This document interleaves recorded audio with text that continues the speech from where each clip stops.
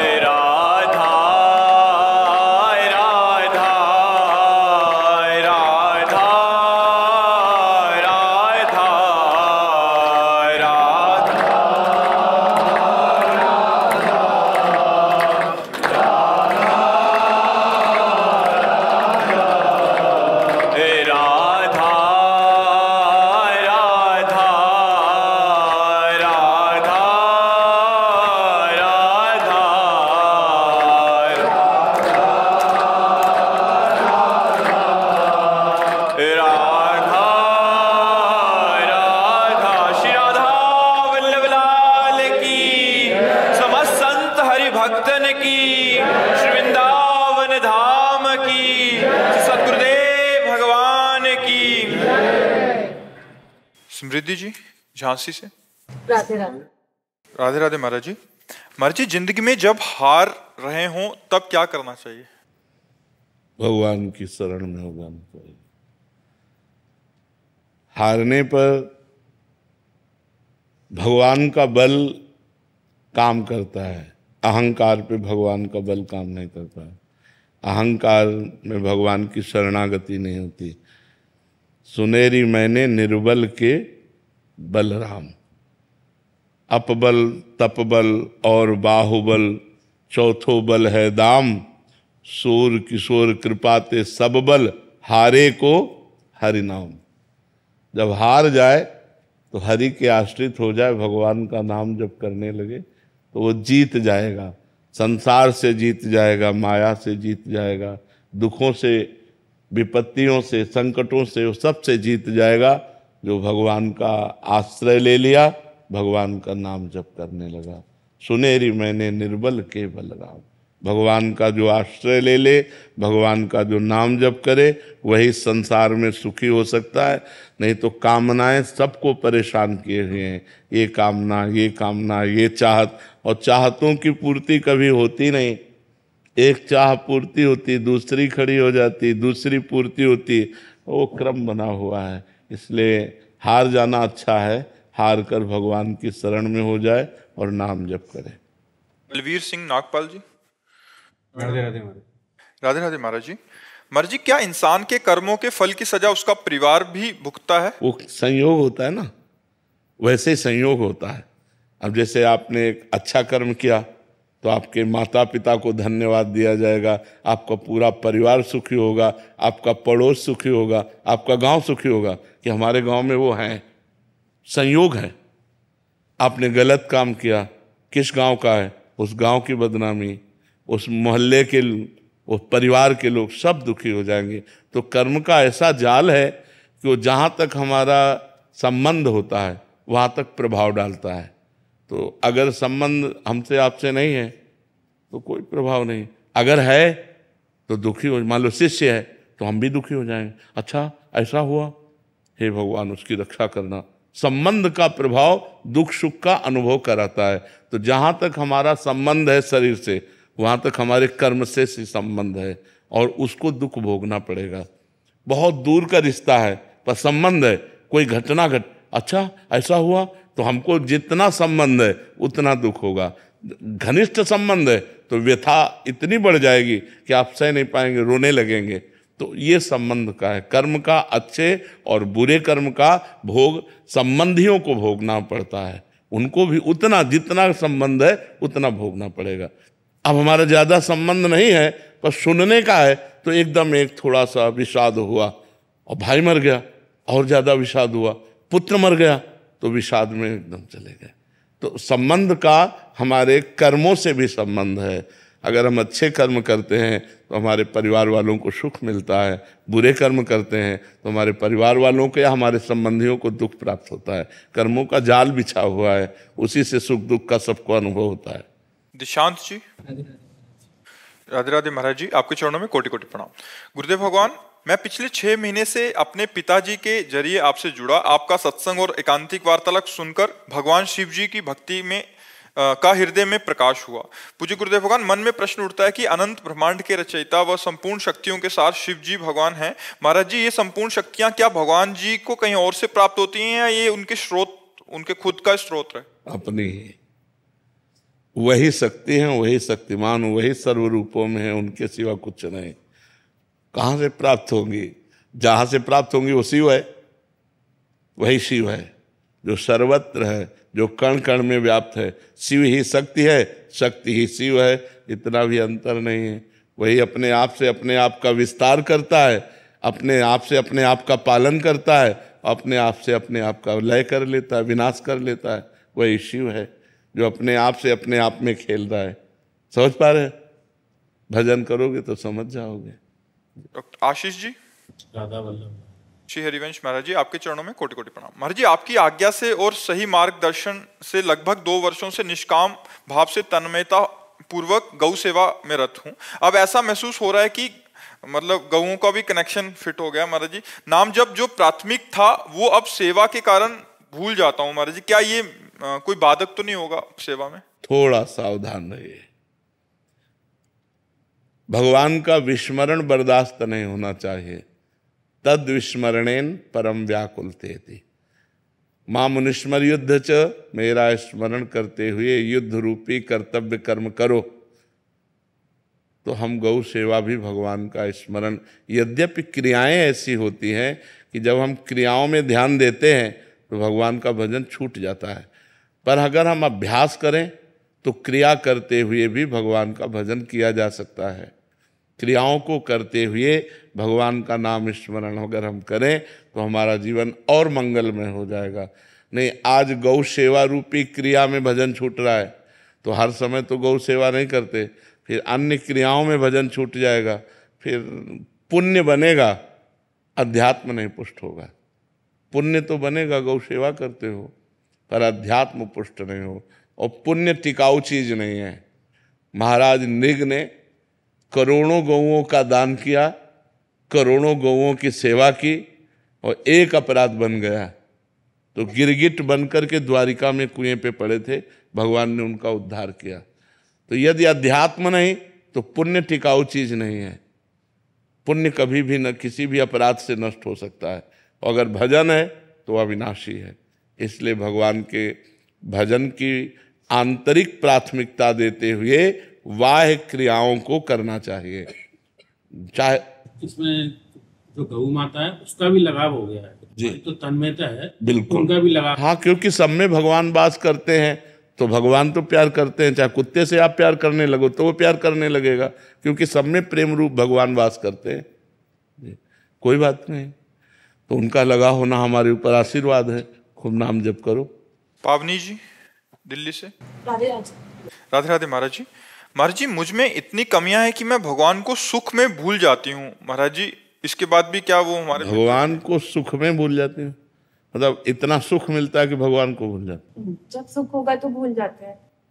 हाँ, वैसे सबका स्वभाव है। सांसारिक जब अनुकूलता होती तो भगवान का विस्मरण हो जाता है, लेकिन अगर हम सुख में भगवान का आनंद पूर्वक भजन करें तो हमारे अंदर क्षमता आ जाएगी कि दुख में भी भगवान का भजन कर पाएंगे। यदि हम सुख में भगवान को भूल गए फिर दुख में तो भूल ही जाएंगे, दुख में हम कैसे याद कर पाएंगे। सुख में हमें सुमिरन करने का अभ्यास बनाना चाहिए, तो दुख में भी हम सुमिरन कर सकते हैं। सुख में तो अनुकूलता रहती है, आनंद में होकर तो और भजन होता है, लेकिन वो दिन याद करो जब विपत्ति आएगी, प्रतिकूलता आएगी, क्योंकि सदा समान दिन नहीं रहते। आज अनुकूलता है तो कल प्रतिकूलता आएगी, तब क्या करोगे? जब प्रतिकूलता आएगी तब तो भजन बिल्कुल नहीं बन पाएगा। इसलिए मुझे आज अभ्यास करना चाहिए, अभ्यास पूर्वक भजन। दुख में भी हमें भजन कराओ। जब दुख में भजन होता है तो दुख व्यापता नहीं है, विपत्ति व्यापती नहीं है। तो ये डिप्रेशन क्यों होता है?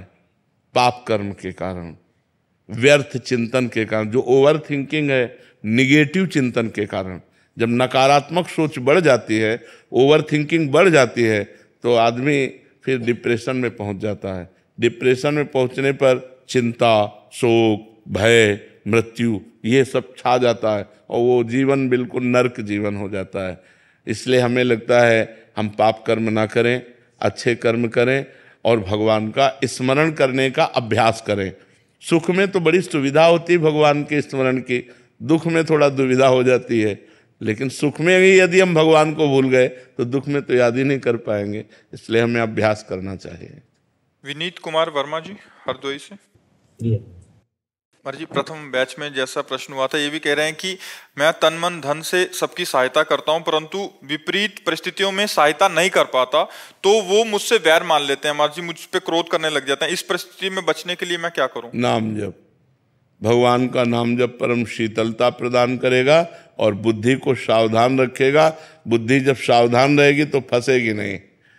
हमारी जितनी बनती है हम दूसरों की सेवा करते हैं, इसके बाद दूसरे हमें गालियां देते हैं, उनका स्वभाव है, ये उनकी आदत है, ये उनका भाव है, हम स्वीकार नहीं करते। हमें आनंद में रहना चाहिए। जब हम दूसरों की बातें स्वीकार करते हैं तब हमारे अंदर जलन पैदा हो जाती कि मैंने इसका मंगल किया, मैंने इसको सहयोग दिया, मैंने इसको हित किया और ये हमें बदले में गाली दे रहा है या प्रतिकूलता दे रहा है या हमारा अहित कर रहा है, तो हमें क्रोध आ जाता है, फिर हम गलत हो जाते हैं। हमें क्रोध नहीं करना चाहिए, उसे छोड़ देना चाहिए। ये उसका स्वभाव है, हमें अपने स्वभाव से चलना है, वो अपने स्वभाव से चलेगा। और इस छोड़ने की सामर्थ्य को नाम जप के द्वारा हम पाएंगे।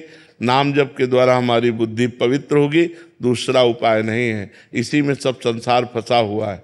नाम जप करो, जितना अधिक से अधिक नाम जप करोगे उतना आप काम क्रोध पर विजय प्राप्त कर पाओगे, उतना हृदय शीतल रहेगा, उतना ही आगे आपको सुख प्राप्त होगा।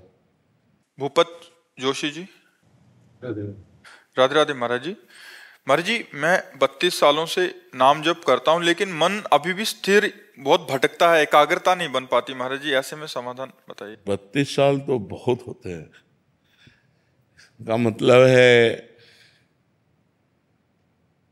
कनेक्शन सही नहीं है, बल्ब सही है, तार सही है, बोर्ड में बिजली भी आ रही, आपने कनेक्शन भी किया हुआ है, लेकिन ऑन ऑफ करने पर यदि वो जल नहीं रहा, बुझ नहीं रहा, तो इसका मतलब थोड़ा और कनेक्शन, उसको और थोड़ा नजदीक ले जाओ, छू जाए, जहां छू जाए तो ऑन करते ही जल जाएगा।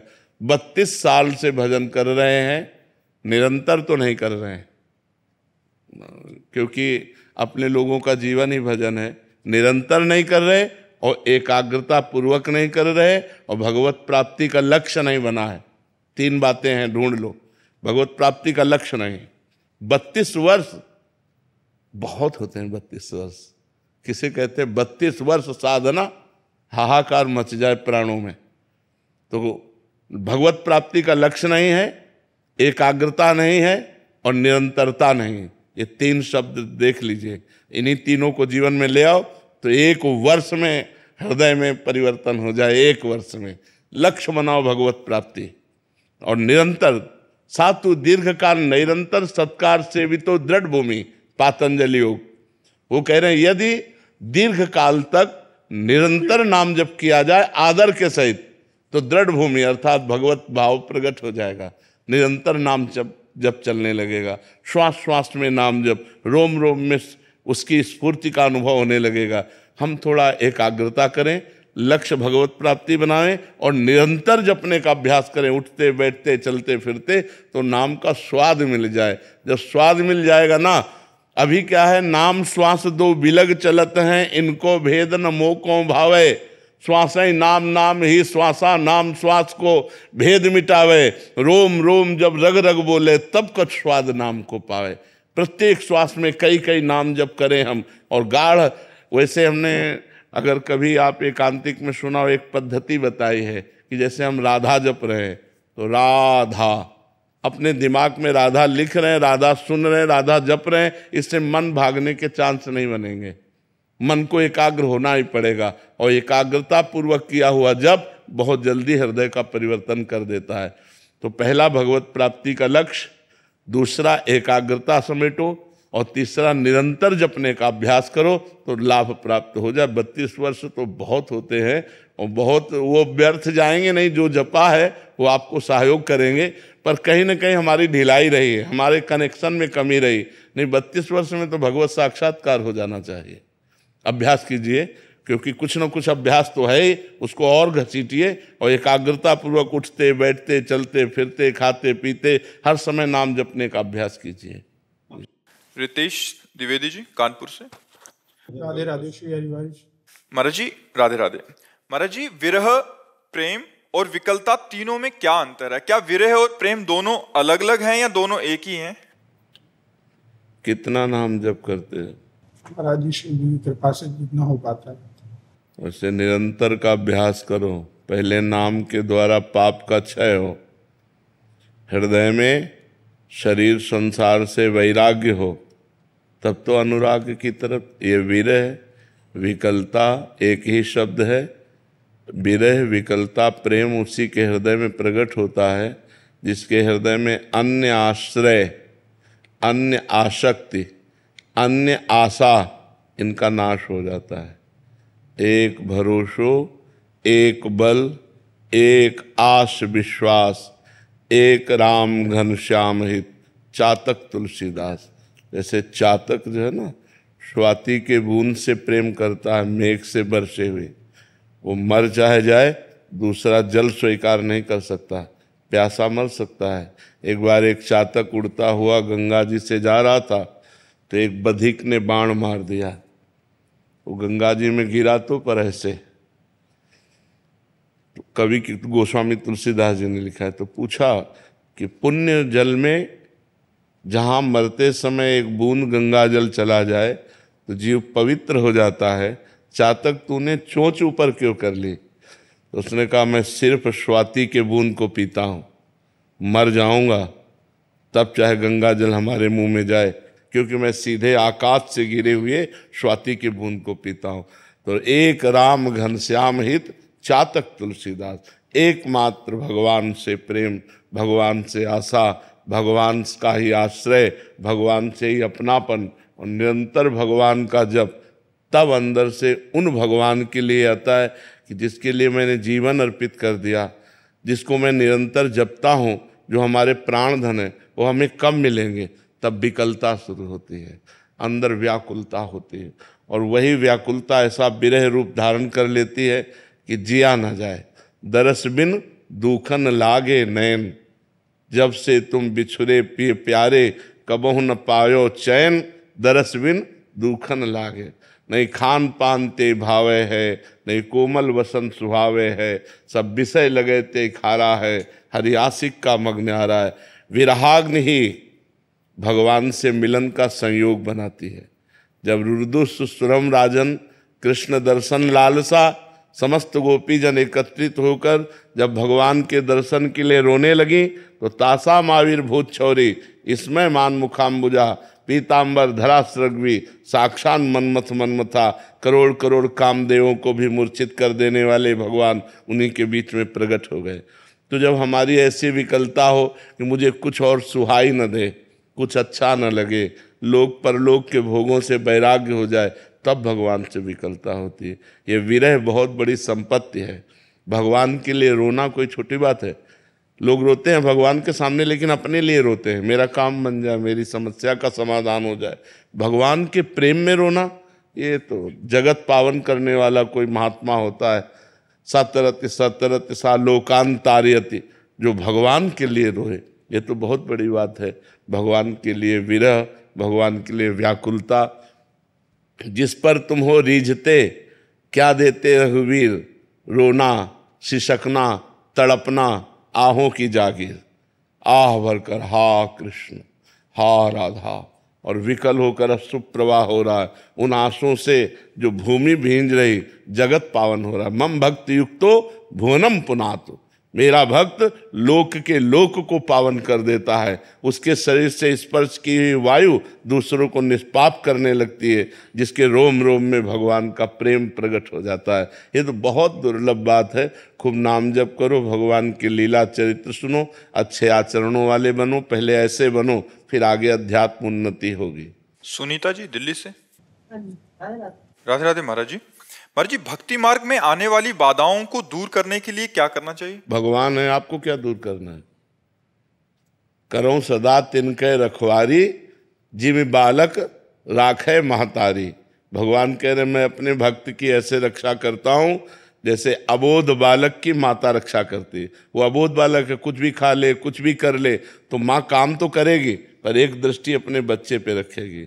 तो हमारे तो भगवान शास्त्र शीर्षा पुरखा सहस्राक्षा शास्त्रपात, जिनके शास्त्रों नेत्र हैं, वो अपने भक्त को देखते रहते हैं। करो सदा तिनके रखवारी, जिम बालक राखे महतारी। पहली बात तो ये है कि हमको बाधाओं की चिंता ही नहीं करनी, क्योंकि बाधा हरण करने वाले हमारे भगवान हैं। अब दूसरी बात है कि जो भगवान के विधान से बाधा आती है, भगवान के विधान से भी आती है।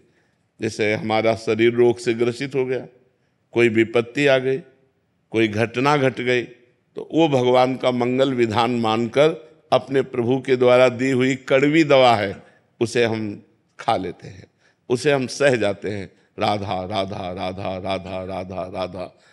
भगवान के मार्ग में बाधा तभी आपको परास्त कर पाएगी जब या तो अभिमान होगा और या शास्त्र विरुद्ध आचरण जानबूझ के करोगे, नहीं तो बाधा ही नहीं है।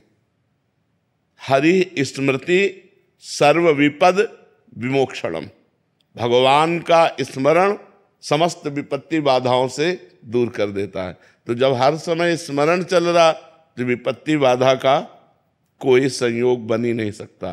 कहा हनुमंत विपत्ति प्रभु सोई, जब तो सुमिरन भजन न होई। जब भगवान का स्मरण नहीं होता, भगवान का भजन नहीं होता, तभी विपत्ति बाधा अपना प्रभाव। नहीं तो जहाँ राधा वहाँ कहाँ बाधा? हर समय यदि राधा राधा राधा, तो कोई बाधा ही नहीं है।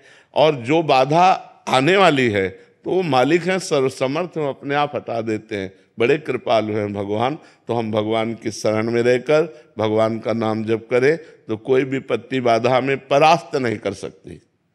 समझ पाए आप? आशीष डांग जी। राधे राधे, जय श्री राम। गुरुदेव, आपके चरणों में कोटि कोटि प्रणाम। महाराज जी, क्रिया योग की साधना हमें आत्म जागरूकता की ओर ले जाती है, लेकिन मेरा मन श्री कृष्ण के प्रेम और क्रिया योग की साधना अगर सावधानी से न की जाए तो जगत प्रपंच में भी फंसा देगी, क्योंकि क्रियाएं जागतिक होती हैं। जब हम क्रियाओं में उतरते हैं यदि सावधान नहीं हैं तो हम फंस जाएंगे। तो इसलिए भगवान का नाम हमारे हृदय में सतत चलना चाहिए, और जहाँ जिस वस्तु व्यक्ति स्थान में हमारी क्रिया हो रही है उसे भगवत स्वरूप समझना चाहिए, तभी बच सकते। उन्हें फंसने में देर नहीं लगती। मुक्त होने में बहुत देर लगती है, फंसने में देर नहीं लगती। आसक्ति लेकिन जा नहीं सकती। आसक्ति किसी से हो सकती है, बस जा नहीं सकती। आसक्ति है तो आसक्ति कहीं हो सकती, किसी भी वस्तु में, व्यक्ति में, स्थान में आसक्ति हो सकती है, लेकिन जाना बड़ा कठिन है। इसलिए क्रियाएं संसार में ही होती हैं, वस्तु व्यक्ति स्थान के संयोग से होती हैं, और कहीं भी आसक्ति हो गई तो हम गए। इसलिए हमें चाहिए क्रिया को करते समय बहुत भगवान का स्मरण करें, और जो भी क्रिया करें वो भगवान को समर्पित करें, तो हमारा अध्यात्म योग पुष्ट होता जाएगा। क्या कहना चाहते हो? लेकिन मेरा मन श्री कृष्ण के प्रेम और भक्ति में डूबना चाहता है। क्या इन दोनों मार्गों का संगम संभव है? बिल्कुल बिल्कुल बिल्कुल, क्योंकि वही क्रियाएं हम जब भगवान को समर्पित करते हैं तो वही भक्ति बन जाती है, और वही भक्ति जब गाढ़ रूप लेती है तो भगवान का प्रेम बन जाती है, कोई अलग नहीं है। हाँ, भगवान का स्मरण छूटा और भगवान को समर्पित नहीं किया तो वो अलग हो गया, फिर वो कर्म बन गया। और अगर हम भगवान का स्मरण करते हुए भगवान को क्रियाएं समर्पित करते हैं तो कर्म योग हो गया, वो भक्ति बन गई। राय साहब यादव जी। जी राधे।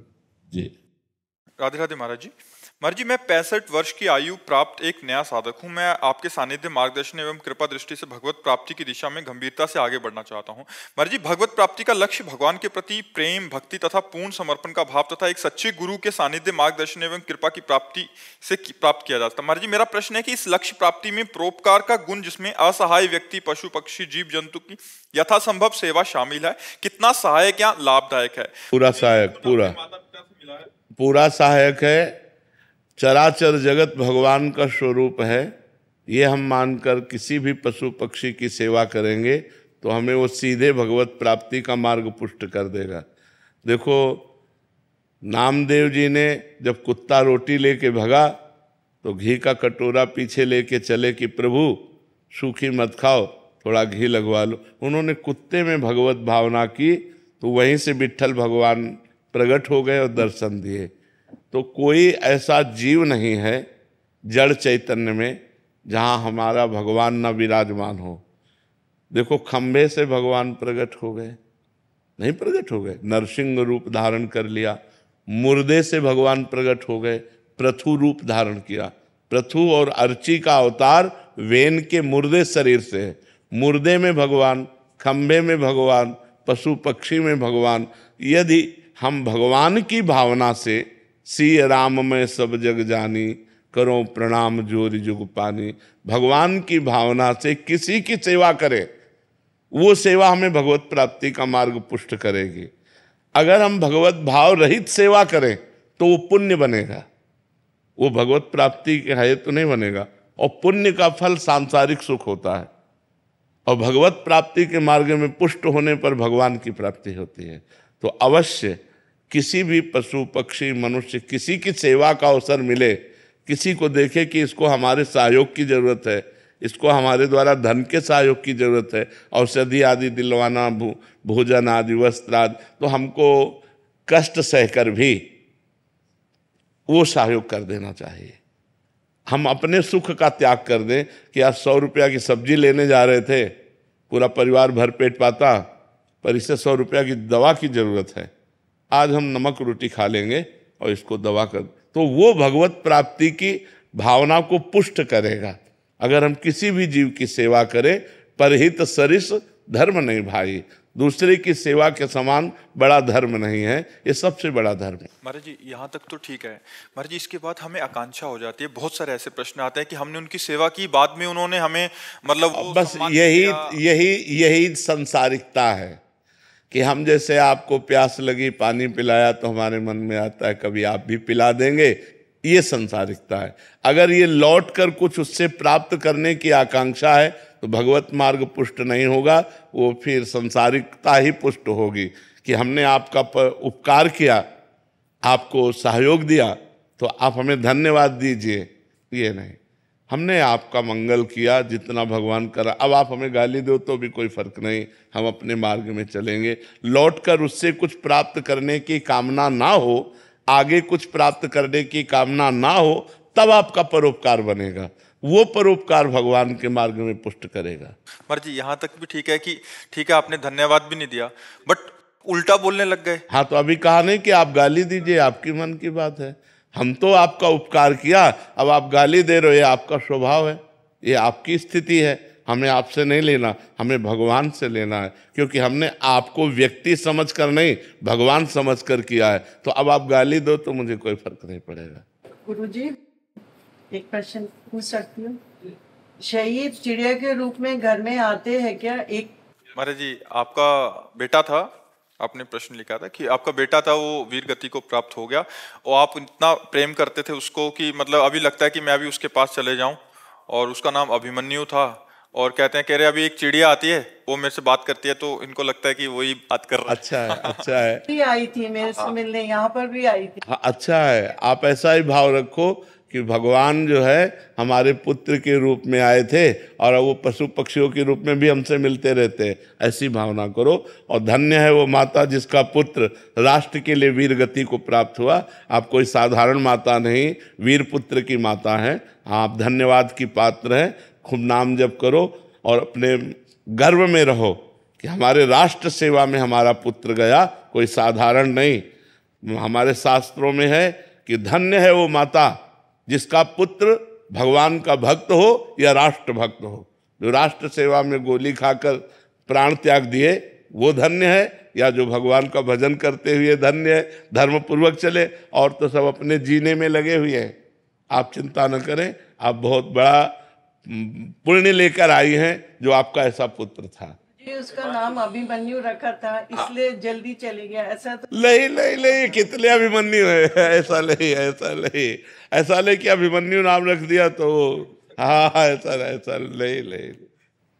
आर किशन जी, बेंगलोर से। राधे राधे महाराज जी। महाराज जी, आपके चरणों में कोटि कोटि वंदन।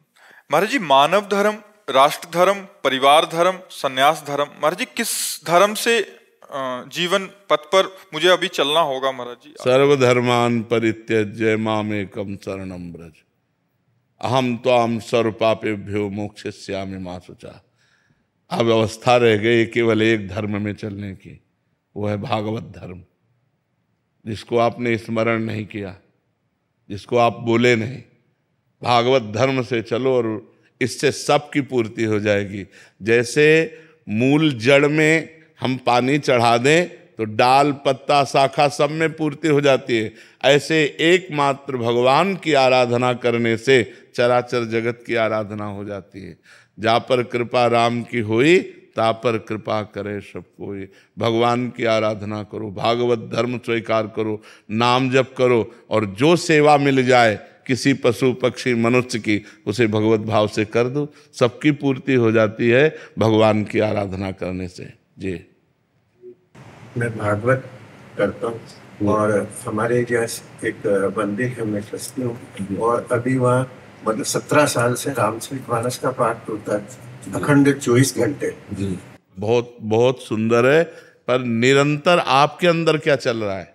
निरंतर भगवान का स्मरण चलता है। हाँ, यही सबसे बड़ा धर्म है। इससे बढ़कर कोई धर्म नहीं। यदि भगवत स्मृति जागृत हो गई तो यस्य स्मरण मात्रेण जन्म संसार बंधनात् विमुच्यते नमस्तस्मै विष्णवे प्रभु विष्णवे। जिनका स्मरण मात्र आवागमन के चक्र का नाश कर देता है। हरि स्मृति सर्व विपद विमोक्षणम। भगवान का स्मरण चल रहा तो सब ठीक है। और कहे हनुमंत विपत्ति प्रभु सोई, जब तो सुमिरन भजन न होई। अगर अंदर का सिस्टम भजन नहीं कर रहा और बाहर ये सब हो रहा है तो ये बाह्य धर्म है। आंतरिक धर्म में क्या होगा? जैसे सांप अंदर बिल के बैठा है, ऊपर आप सैकड़ों लाठियां मार रहे हो, क्या सांप को कुछ पिटाई हो रही? क्या सांप को कोई फर्क नहीं पड़ रहा? ऐसे ही अज्ञान रूपी सांप जो हमें जन्म जन्म से वासना रूपी विष में फंसाए हुए है, बाहर से सब धर्म कर्म करने पर उस पर प्रभाव नहीं पड़ता। वैसे ही जैसे बिल में बैठे हुए सांप के ऊपर बिल में लाठी चलाओ तो सांप में कोई फर्क नहीं पड़ता।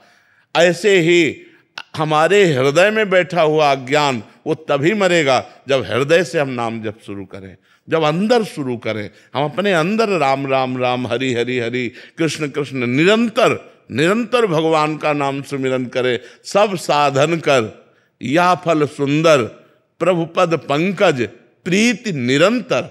अंतर रहित भगवान का स्मरण ही भागवत धर्म है। जो निरंतर भागवत धर्म में स्थित रहता है वो सब धर्मों की पूर्ति कर लेता है। महाराज जी, आपने बोला अंदर का भजन।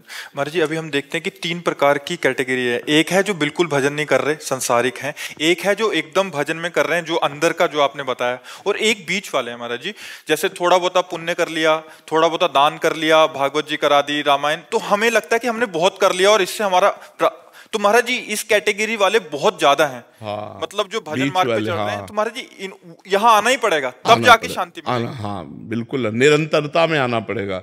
जब तक निरंतर भजन नहीं होगा तब तक भगवत प्राप्ति नहीं होगी। निरंतर भजन करना ही पड़ेगा। अनन्य चेता सततम यो माम स्मरति नित्यसः तस्याहम सुलभा पार्थ नित्युक्तस्य योगिना। अनन्यस चिंतयन्तो माम ये जना परिपासते तेषाम नित्याभियुक्ता नाम योगक्षेमं भाम्यम। अनन्य अनन्य अनन्य, अन्य ना चिंतन होने पावे, निरंतर भगवत चिंतन। ऐसा गीता, भागवत, रामायण जितने भी शास्त्र हैं सबका एक मत है, भगवान का निरंतर सुमिरन होना, भगवान का निरंतर भजन होना। आना इसी में पड़ेगा, चाहे इस जन्म में आ जाओ चाहे अगले जन्म में आ जाना। निरंतर भजन करने वाले की ही सदगति होती है।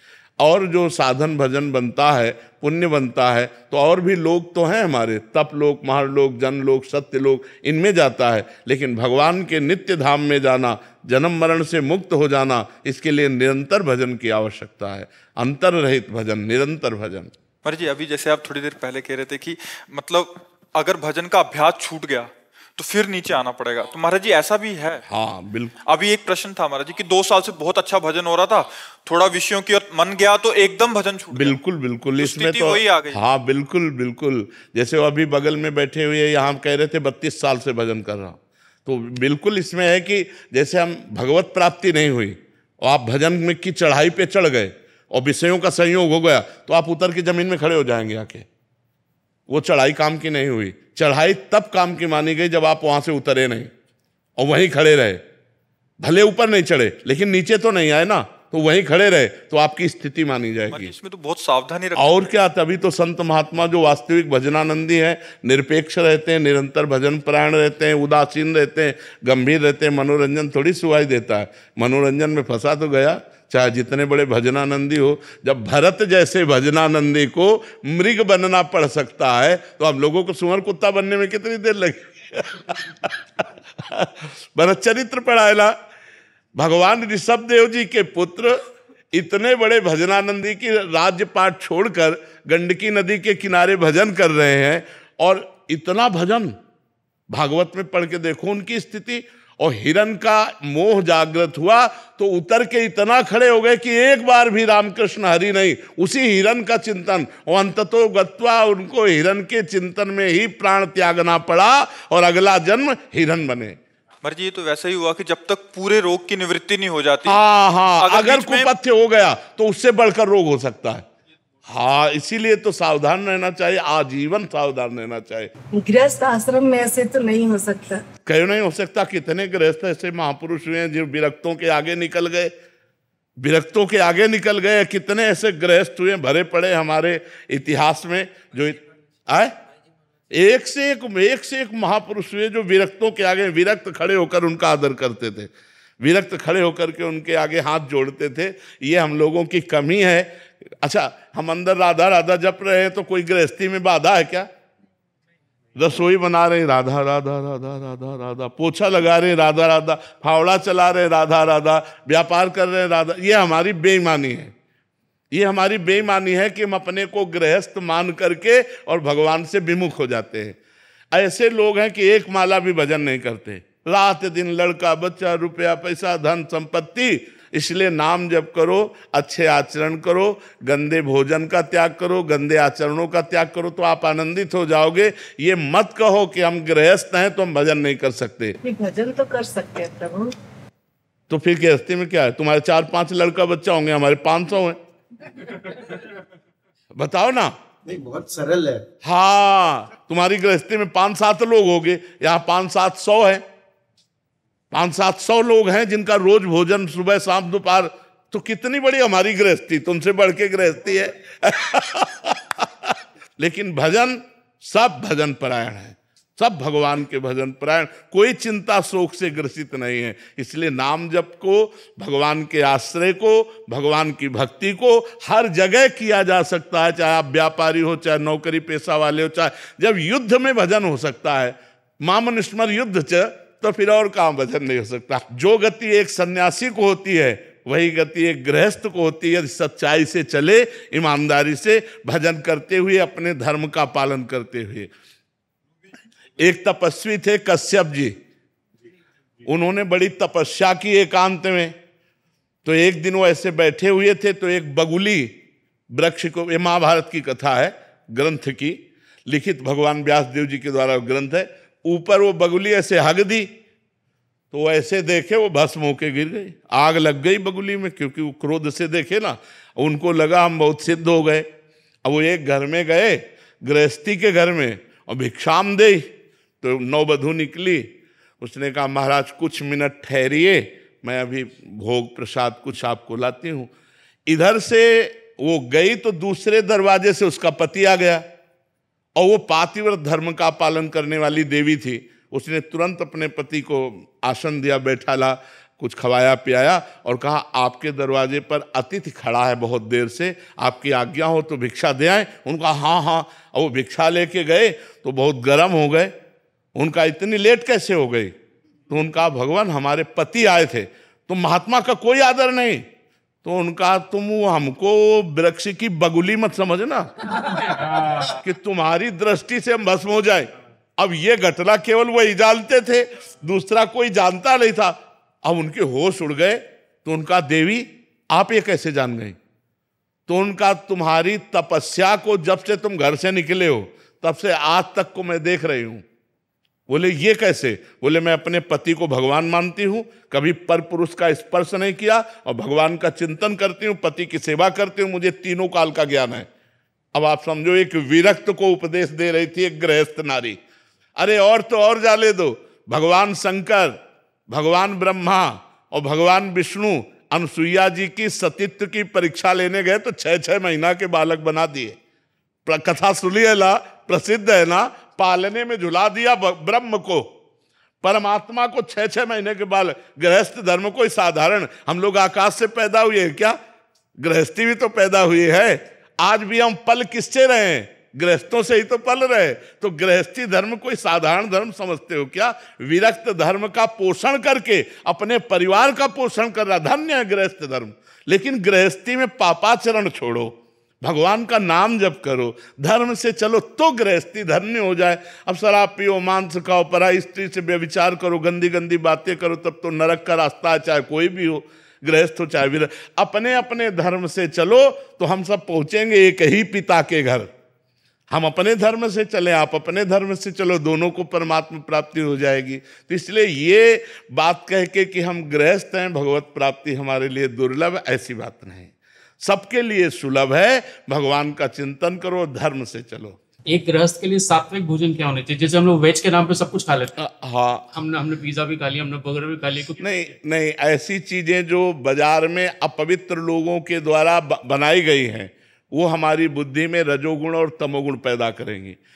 आप घर में छौंक करके दाल पाएं और वही फ्राई करके होटल से मंगवाएं, अंतर हो गया।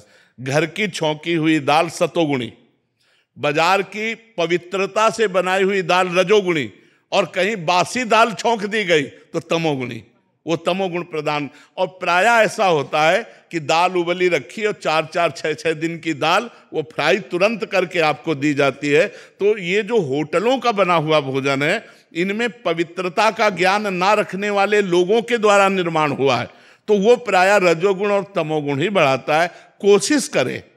कोशिश करे कि अपने घर का भोजन पावे।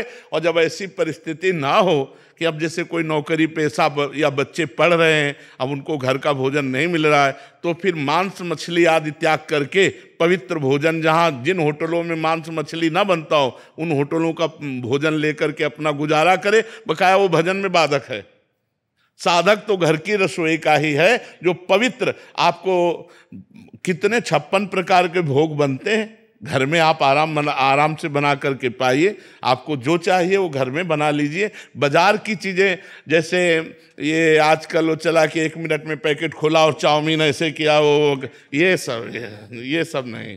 घर की चीज़ें, 2 रोटी ले लो, नमक ले लो, जरा सा तेल या घी ले लो और वो खा के गुजारा कर ले। सब्जी, रोटी, दाल, दही, दूध, घी, ये बहुत अच्छे अच्छे अपने यहाँ पदार्थ हैं।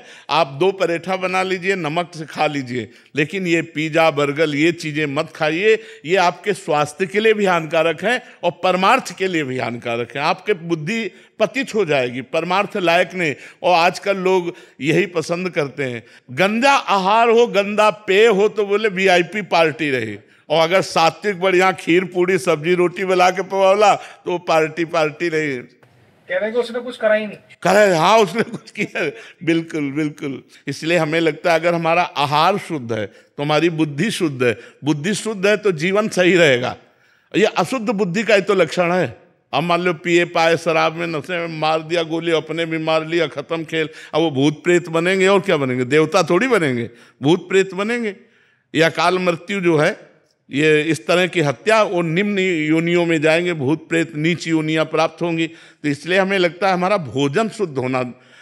बच्चा अपनी माँ से नाराज हो जाता है और मार डालता है। कितने ऐसे केस देखो ना, माँ किसी दूसरे से फंस गई तो अपने बच्चे की हत्या कर देती है। आप घटनाओं को जरा क्रम से देखिए तो ये क्यों हो रहा है? क्योंकि आज हमारी बुद्धि भ्रष्ट हो रही है। हमारी बुद्धि भ्रष्ट होने का कारण हमारा भोजन है, हमारा संग है, हमारा दर्शन है, हमारा सुनना, हमारा बोलना, ये सब हमारे चिंतन पर प्रभाव डालता है। मोबाइल से हम देख रहे हैं, गंदा मित्रों का संग कर रहे हैं, गंदा आहार कर रहे हैं, तो हमारे आचरण गंदे नहीं होंगे, फिर होगा क्या? और आचरण गंदे हुए तो जिंदगी नष्ट हो गई, फिर भ्रष्ट हो गई, फिर जिंदगी को नहीं संभाला जा सकता। बच्चों को भगवत प्राप्ति का ज्ञान कैसे दे? एक माला ही बैठाल कर करवाओ, काउंटर से बैठाल करके कि तुम 108 बार राधा राधा बोलो, तुमको अभी हलवा बना के पवाएंगे, तुमको ये पवाएंगे। उन बच्चों को प्रलोभन देना, तुम्हें अमुक वस्तु दे देंगे, तुम्हें शाबाश, एक माला करो राधा राधा राधा, हमें दिखाओ 108 बार किया कि नहीं किया। ऐसे धीरे धीरे उनको, अच्छा अब तुम 200 बार करो, तुम 300 बार नाम जप करो, ऐसे धीरे धीरे लगाओगे तो बच्चापन से संस्कार बन गए ना नाम जप के, तो अच्छे सदगृहस्थ बन जाएंगे। उनको शिक्षा दे कि गलत आचरण ना करे।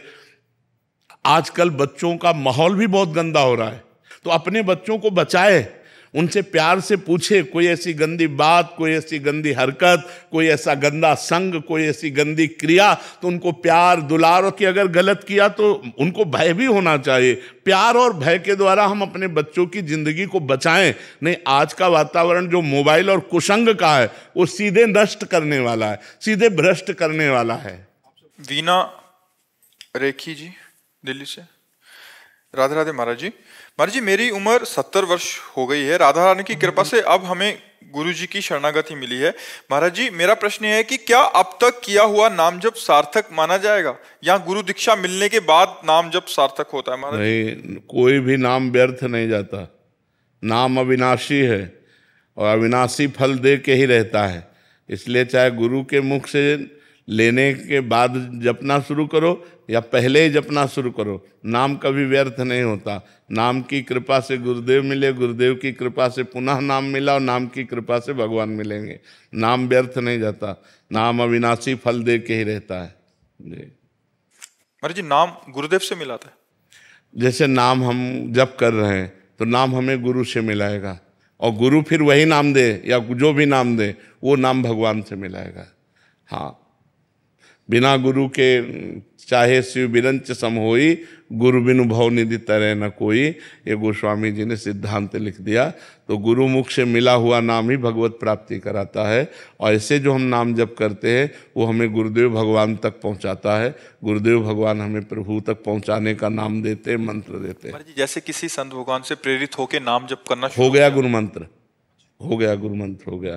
जैसे हम कह रहे राधा राधा जपो, आपने पकड़ लिया राधा राधा राधा, हो गया गुरु मंत्र, इसी से भगवत प्राप्ति हो जाएगी। महाराज जी, इसके बाद एक विकलता उठती है कि गुरु द्वारा जो प्रदत्त दीक्षा हाँ मंत्र, अब उससे क्या होगा कि फिर वो उपासना में प्रवेश करेगा, ये उसके नेक्स्ट स्टेप। हाँ हाँ हाँ, अगर वो नहीं लेता है तो इतने से ही कल्याण हो जाएगा उसका। आवागमन मुक्त करने के लिए इतना ही काफी है, लेकिन अब लीला में प्रवेश करने के लिए, रसास्वादन करने के लिए फिर वो शरणागत मंत्र, निज मंत्र, ये सब आता है। महाराज जी, इसके हृदय में अपने आप आने लग जाएगा, मतलब अगर सही से वो, हाँ तो वो व्याकुल हो जाएगा कि मुझे शरणागत मंत्र चाहिए, वो उसके अंदर व्याकुलता होने लगेगी।